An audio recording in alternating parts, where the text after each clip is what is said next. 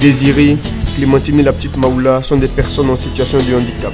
C'est à leur honneur qu'a été organisée cette cérémonie à l'occasion de la Journée mondiale des personnes en situation de handicap. Une journée célébrée tous les 3 décembre. Elle vise à mener les réflexions dans le but de les aider à améliorer leur mobilité physique de façon confortable et sans douleur. Je n'étais pas tellement malade.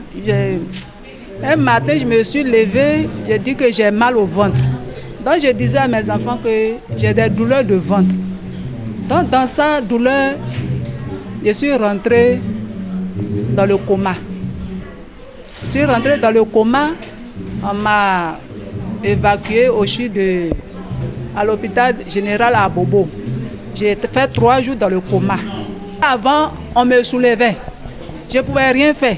Aujourd'hui, j'arrive à marcher avec le déambulateur. Progressivement, vous retrouvez l'usage de ce membre. Justement. Et qu'est-ce que vous pensez de la célébration de la Journée mondiale des personnes en situation de handicap?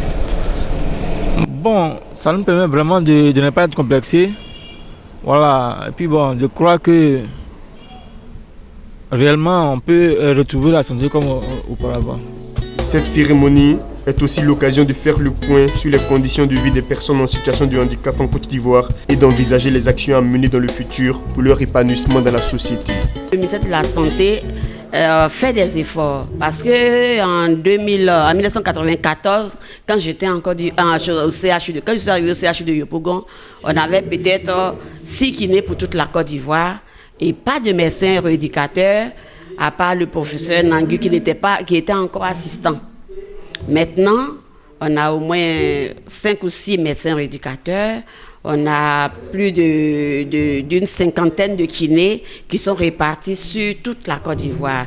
Donc je dis que vraiment, ça a commencé à prendre forme. On espère que ce sera encore une occasion, une opportunité pour dire aux décideurs, au pouvoir public, à toute autre personne, de penser, de réfléchir et de mettre en place des lois, des textes au plan juridique pour promouvoir l'intégration, pour par exemple les personnes qui sont déjà handicapées, un tant soit peu, pour leur permettre de réinsérer une vie active, une vie au plan socio-économique, pour leur permettre de vivre correctement. En ce qui concerne les enfants, leur permettre d'aller à l'école, de penser à ces enfants afin qu'ils puissent avoir un niveau de scolarisation décent. Cette rencontre en hommage aux personnes en situation de handicap en Côte d'Ivoire a été organisée par le Centre Kiné Médical, un centre spécialisé en kinésithérapie, rééducation fonctionnelle et réadaptation, ainsi qu'en orthophonie. Sa principale mission, prévenir le handicap, rétablir la personne en situation de handicap et lui permettre de se réintégrer dans la société.